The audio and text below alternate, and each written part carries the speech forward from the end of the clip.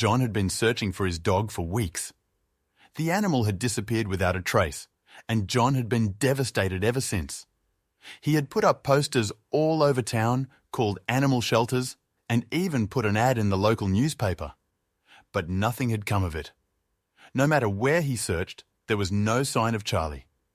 He had gone to all his favourite parks, combed through the forest, and even searched the area around the doggy daycare where he sometimes dropped Charlie off, but the dog was nowhere to be found. Everyone around John told him to accept the fact that he was gone, but he simply couldn't. "No, I will not give up on him," he insisted. "I know that he's out there somewhere. I can feel it." At first, many of John's family, friends, and even neighbours joined him and searched the streets, looking for any sign of Charlie. Now, nearly all of them had given up hope, and John was on his own, but luckily, he was a very determined man. Charlie was the first thing John thought about when he woke up, and the last thing on his mind before he fell asleep. He even dreamed about him several times, but sadly, this did not bring him any closer to actually finding his furry friend. Contrary to what his friends were telling him, though, John truly believed that Charlie was still alive. And he was right. A few weeks after Charlie's disappearance, rumours had started spreading around town about what could have happened to him. One person said that they had seen the dog get hit by a truck, while others claimed that it had simply run away, wanting to go back to its roots and hunt in the forest. But there was one theory that sounded absolutely crazy. A few people had said that they had seen a man walking Charlie a few towns over. As soon as John had heard about this, he started searching for this man, and he managed to track him down very quickly. But sadly, it was a dead end. The dog just happened to look exactly like Charlie, but it wasn't him. John returned home with empty hands. And the next day, it happened. He was taking a walk in the forest.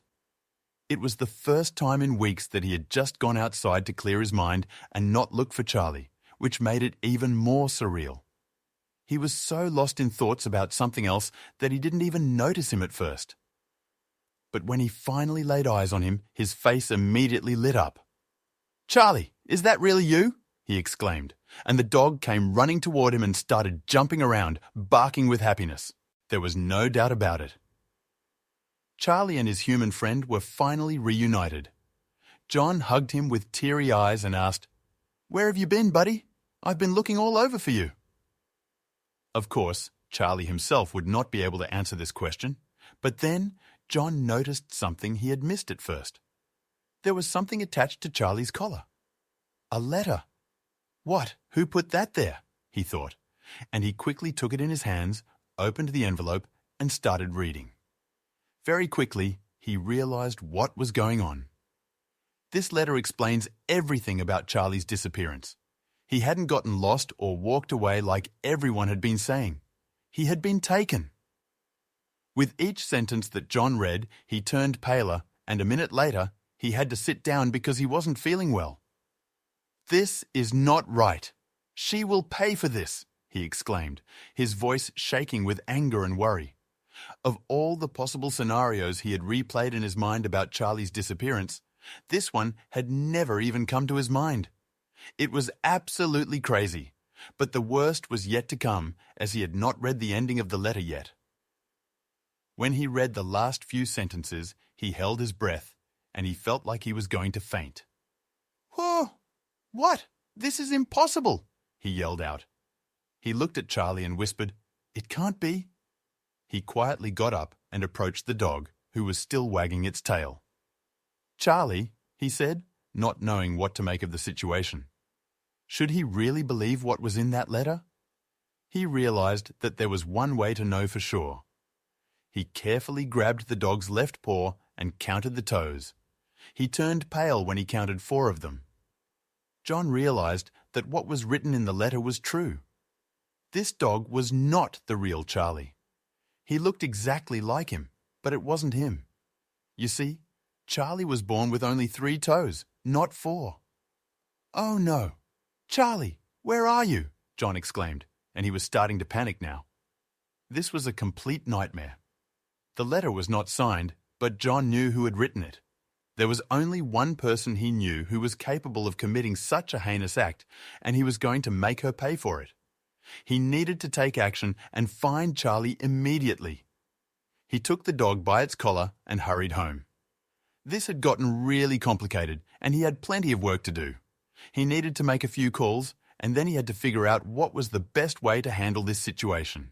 Either way, he would do anything he needed to get Charlie back. John's hands trembled as he reread the letter. His eyes darted across the words, each sentence deepening his confusion and fear. "Charlie has been taken," the letter read, "but not lost." The revelation hit John like a wave, leaving him staggered. He gazed at the dog, an exact replica of Charlie, and felt a sinking feeling in his chest. This was just the beginning of a much deeper mystery. Clutching his phone, John dialed Frank's number. His voice was unsteady as he explained the bizarre situation. "Frank, I found a dog that looks exactly like Charlie, but it's not him. There's this cryptic letter." He paused, struggling to find the right words. Frank, a longtime friend and confidant, listened intently. John's story was unusual, but Frank's trust in his friend was unwavering. He knew this was serious. Frank's voice was firm and reassuring. "We'll figure this out, John. Let's meet and plan our next move." John felt a wave of gratitude. Frank's willingness to help was a beacon of hope in his tumultuous thoughts. They agreed to gather information and start an investigation. This mystery needed unraveling, and Frank's analytical mind was just what John needed. Together, they would search for the truth behind the strange letter. John looked at the dog, still wagging its tail innocently. He couldn't just leave it. The dog was a living clue to Charlie's whereabouts. "I'll take care of you for now," he murmured. The dog tilted its head as if understanding. John decided to name him Shadow for his uncanny resemblance to Charlie. In his heart, John knew this was more than a mere coincidence. Shadow was a part of this puzzle. In his living room, John and Frank laid out a map, marking locations to search and people to question. They prepared a list of potential leads and gathered supplies for their investigation. Each action was a step towards finding Charlie, a way to channel their anxiety into something productive. As they worked, their resolve solidified. They were ready to face whatever challenges lay ahead in their quest to find Charlie. John's journey began at Charlie's favourite park, the place where they had spent countless hours playing fetch. He examined every inch, hoping for a clue, a sign, anything. Memories flooded back as he walked the familiar paths, each one echoing with Charlie's barks and footsteps. But nostalgia turned to frustration as no new insights emerged. It was as if Charlie had vanished into thin air, leaving no trace behind. As John returned home, a neighbour approached him. "I saw a woman near your house around the time Charlie disappeared," she said hesitantly. "She looked a bit like your ex-wife, Sandra." John's heart skipped a beat. Could it be a coincidence? He thanked the neighbour, his mind racing with questions. This new information was a potential lead, one that he couldn't ignore. Alone in his study, John laid out all the information he had gathered. The neighbour's tip, the mysterious letter, and the look-alike dog named Shadow. Slowly, a pattern seemed to emerge, pointing subtly toward Sandra. But why? What would be her motive? John's thoughts were a whirlwind of confusion and suspicion. Each piece of the puzzle seemed to fit, yet left him with more questions than answers. That night, John tossed and turned, sleep eluding him. Doubts crept into his mind. Was he just chasing shadows, letting his emotions cloud his judgment? The idea of Sandra being involved seemed far-fetched, yet the coincidences were too many to ignore. His heart ached for Charlie, and the uncertainty of the situation weighed heavily on him. He knew he needed more concrete evidence to confirm his growing suspicions. The next day, John decided to revisit the park, this time paying close attention to the surroundings. There, he found a small piece of fabric caught in a bush, similar to Sandra's favourite scarf. It wasn't much, but it was enough to add weight to his suspicions. John's resolve hardened. He needed to find out if Sandra was truly involved, for Charlie's sake and his own peace of mind. In the quiet of his living room, John pondered the idea of contacting the police. His fingers hovered over the phone, hesitant. Would they take him seriously? Would involving them escalate the situation unnecessarily? The uncertainties swirled in his mind, intertwining with the fear of losing Charlie forever. He sighed deeply, feeling the weight of the decision. Ultimately, he chose to keep this search personal, fearing bureaucratic red tape might slow things down. Resolved to act, John revisited his neighbour, pressing for more details about the woman she'd seen. She seemed anxious, almost sneaky, the neighbour recalled. With each word, John's determination grew. He mapped out a plan to canvass the neighbourhood, hoping to uncover more clues. Each step felt like a move in a complex chess game, with Charlie's well-being hanging in the balance. As he walked the streets, John's thoughts were a tumultuous blend of anger and desperation. Anger at the situation, at the person who took Charlie, and at himself for not being able to protect his beloved pet. Desperation crept in with each passing day without a sign of Charlie. These emotions fueled his search, driving him to keep moving, keep searching, keep hoping. Days turned into nights, and John's search continued in solitude. The lack of progress was disheartening, and the loneliness of his endeavour began to weigh heavily on him. Each empty-lad and fruitless search felt like a personal failure. Yet, he couldn't give up. Charlie was more than a pet. He was a friend, a part of John's very soul. As John sat alone one evening, the harsh realities of his situation settled in. The clues were sparse, leads were dead ends, and time was slipping away. The chances of finding Charlie seemed to diminish with each passing day. The emotional toll was evident in John's weary eyes and slumped shoulders. But deep down, a glimmer of hope persisted, urging him to continue his quest. John, feeling a mix of apprehension and urgency, dialed Sandra's number, only to be greeted by an automated message stating the number was no longer in service. His heart sank. This development added another layer of complexity to his search. He knew that finding Sandra was crucial to uncovering Charlie's fate, but now he had hit a frustrating dead end, urging him to find alternative ways to locate her. Undeterred, John tapped into his memories of Sandra, sifting through details that might lead him to her current whereabouts. He recalled her friends, her favourite haunts, and her habits. Slowly, he compiled a list of places she might go and people she might stay in touch with. It was detective work born out of desperation, driven by the need to find answers and ultimately to find Charlie. John's efforts paid off when a mutual acquaintance mentioned Sandra had moved to a nearby town. This information reignited a spark of hope in him. Armed with this new lead, he prepared to venture into the unfamiliar territory. Each step brought him closer to Sandra and potentially closer to Charlie. The journey to the new town was filled with anxious anticipation. In Sandra's new town, John's search intensified. He combed through the streets, questioning locals and visiting places she might frequent. It was a challenging task, searching for someone who might not want to be found in a place unfamiliar to him. But his determination never wavered.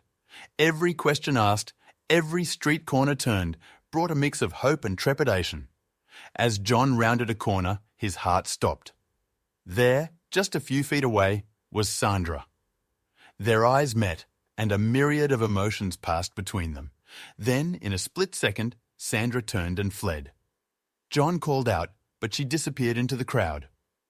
The sudden encounter left him stunned. It was clear that Sandra was avoiding him, but why? The mystery deepened, and John knew he had to find her again. In Sandra's new neighbourhood, John approached residents with questions, hoping they might have seen something. He described Charlie, showing pictures and asking if anyone had noticed a similar dog. The neighbours were cooperative, but none had seen a dog like Charlie. Each conversation, though friendly, ended with John no closer to finding his beloved pet. The absence of leads was disheartening, but John pressed on. As the day wore on, John's inquiries continued to yield no results. The lack of leads was puzzling. Was Sandra really here, and if so, was Charlie with her? The questions swirled in his mind as he walked the streets, hope dwindling with each passing hour. The possibility that he might never find Charlie was a thought he couldn't bear to entertain. Exhausted and frustrated, John sat on a park bench, feeling the weight of his fruitless search. Each lead seemed to evaporate as soon as he pursued it. The frustration was palpable, manifesting as a heavy sigh. He couldn't shake the feeling that he was missing something crucial, a vital piece of the puzzle that was eluding him. Lost in thought, John didn't notice the figure approaching until she was almost upon him. It was Sandra, as unexpected as a mirage. Her eyes widened in surprise, mirroring John's shock. For a moment, they simply stared at each other, the past and present colliding in the silence between them. Before John could speak, Sandra turned and hurried away. He sprang to his feet, calling after her, but she vanished into the maze of streets. The brief encounter left John reeling. Why had she run? Did she know where Charlie was? The fleeting contact only added more questions to the growing list. Despite the setback, John knew he couldn't give up. Charlie's fate depended on it. Determined, John followed Sandra, keeping a cautious distance. He watched as she entered a modest house at the end of a quiet street. Taking a deep breath, he approached the door, his heart pounding with a mix of apprehension and resolve. He rang the bell, each chime echoing his racing thoughts. The door slowly opened, and there stood Sandra, her expression a mix of surprise and wariness. "Sandra, we need to talk," John said firmly. Sandra's face hardened. "There's nothing to talk about, John," she replied, trying to close the door. But John was persistent. "It's about Charlie," he insisted, his voice laced with urgency.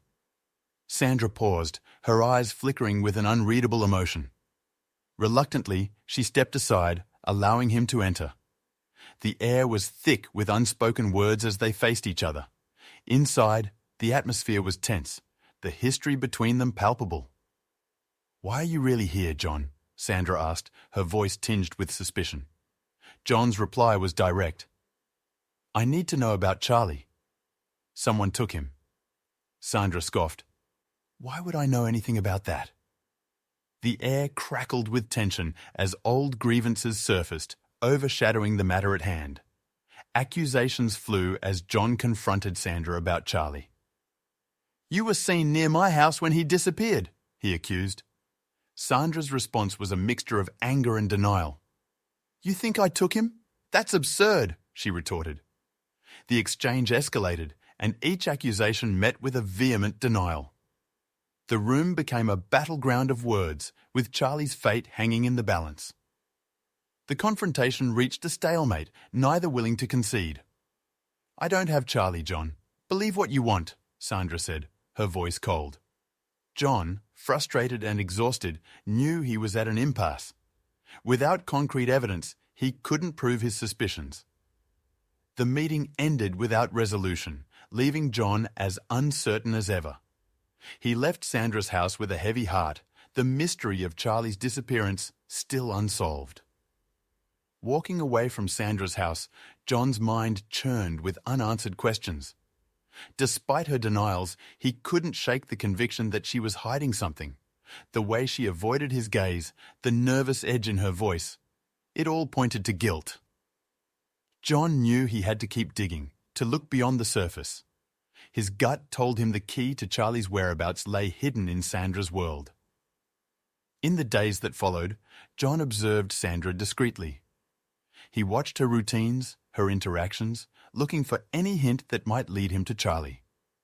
It was a delicate balance, staying hidden while staying close enough to learn something. John felt like a detective in a noir film, trying to piece together a puzzle with half the pieces missing. Each observation added a layer to his understanding of Sandra's current life. As John delved deeper into his investigation, he found himself wrestling with complex emotions. The Sandra he was seeing now was different from the woman he once knew. Memories of their past intertwined with the present, creating a tangled web of feelings. Anger, betrayal, and a sense of loss mingled with a desperate need to find Charlie. It was an emotional tug-of-war, pulling him in different directions. One afternoon, as John watched Sandra's house from a distance, he noticed something through the window. There, on the mantel, was an object that looked strikingly familiar. It was small and seemed insignificant, but something about it caught John's attention. He couldn't be sure from this distance, but it looked like a piece from their past, a remnant of the life they once shared. Squinting to see better, John realized what it was. It was Charlie's favorite toy, a small red ball they had bought together. Seeing it there, in Sandra's house, reignited a surge of hope and suspicion. Why would she have Charlie's toy if she wasn't involved in his disappearance? This discovery was the first concrete link to Charlie that he had found. It was a clue that couldn't be ignored, a silent witness to a hidden truth. Armed with new determination, John returned to Sandra's doorstep. When she opened the door, he didn't hesitate. "Why do you have Charlie's toy?" he demanded, his voice a mix of accusation and desperation. Sandra's face registered shock, her eyes darting to the mantel involuntarily.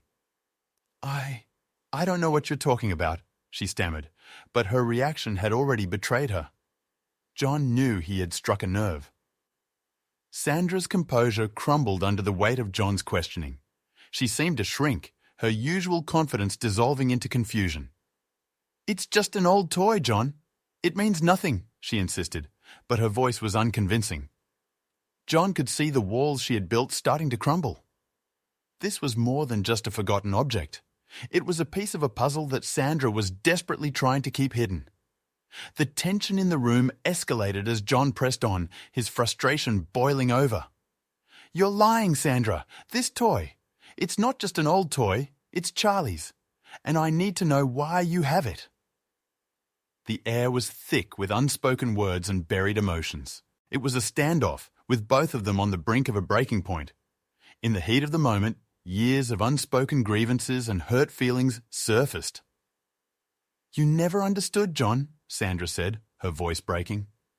"It was always about you and Charlie. What about us?" John was taken aback. This wasn't just about Charlie anymore. It was about their failed marriage, the love they had lost, and the pain they both carried. As the confrontation reached its climax, Sandra's demeanor shifted. She looked defeated, her eyes welling up with tears. "I didn't mean for any of this to happen," she whispered. It was a moment of vulnerability that John had not seen in her for a long time. The revelation was not complete, but the cracks were showing. John sensed that the truth about Charlie was close at hand. Seeing Sandra's reaction to the toy, John's heart raced with anticipation and dread. "Tell me the truth, Sandra," he implored. With tears streaming down her face, Sandra's resolve crumbled. "I took Charlie," she confessed, her voice barely above a whisper. The admission hit John like a tidal wave, leaving him reeling with a mixture of relief and betrayal. The truth he had been seeking was finally out. Sandra's confession poured out amidst sobs of regret. "I missed him, John. I missed our life, and Charlie was the only part of that I could reach." Her words were laden with sorrow and remorse. John listened, a storm of emotions raging inside him. He felt anger, but also a deep, unexpected sadness. Sandra's actions, misguided as they were, stemmed from a place of loss and longing. "The letter?" John asked, his voice strained. "Why did you leave it?" Sandra wiped her tears, struggling to compose herself. "I wanted to hurt you, to make you feel the loss I felt." She admitted to writing the letter, each word crafted to twist the knife of betrayal deeper. John felt a chill as he realized the depth of Sandra's despair and the lengths she had gone to in her pain. John struggled to comprehend Sandra's actions. "You took him because you cared?" he asked incredulously. Sandra nodded, her expression one of sorrow. "I loved Charlie, and I thought I was saving him. From the loneliness, from the life you had after we split." Her misguided attempt to care for Charlie, to hold on to a piece of their shared past, had spiraled into this chaos. As the reality of Sandra's deception sank in, John felt a profound sense of betrayal. He had been chasing shadows, haunted by the loss of Charlie, while Sandra concealed the truth. The weight of her deceit was heavy, casting a dark shadow over their shared history. He looked at Sandra, seeing her not just as his ex-wife, but as someone who had deeply wounded him in her own pain. With the location of Sandra's family property in hand, John set off immediately. His heart pounded with urgency as he drove through winding roads, the sun dipping low in the sky. Time felt like an adversary, ticking away relentlessly. John's thoughts raced as he navigated the familiar yet distant landscape. He was close, so close to finding Charlie, yet a part of him dreaded what he might discover. As John neared the property, his emotions swirled in a tumultuous mix. Hope kindled within him at the thought of reuniting with Charlie, but it was tempered by a gnawing fear. What condition would Charlie be in? Had Sandra cared for him properly? The uncertainty was agonizing. John's grip tightened on the steering wheel, his resolve firm, yet his heart vulnerable. John's search ended in a small, secluded clearing. There, amidst the trees, was Charlie. The moment their eyes met, time seemed to stand still. "Charlie!" John called out, his voice cracking with emotion. The dog's ears perked up and he ran towards John, tail wagging furiously. Their reunion was a burst of joy and relief, years of love encapsulated in a single, overwhelming moment. As Charlie nuzzled into him, John realized the importance of letting go of the past. The ordeal had been a painful journey, but it also brought clarity. Holding on to anger and resentment towards Sandra would only prolong the pain. For his and Charlie's sake, he knew he needed to move forward, to focus on healing and rebuilding the life he had before the turmoil. Back home, John watched as Charlie and Cooper, the look-alike, played together. It was a sight that brought a smile to his face. The two dogs, so different yet so alike, symbolized a new chapter in John's life, a chapter of acceptance, resilience, and newfound companionship. As for Sandra, she faced the consequences of her actions, but John chose to focus on the future, a future filled with hope, healing, and the unconditional love of his two loyal friends.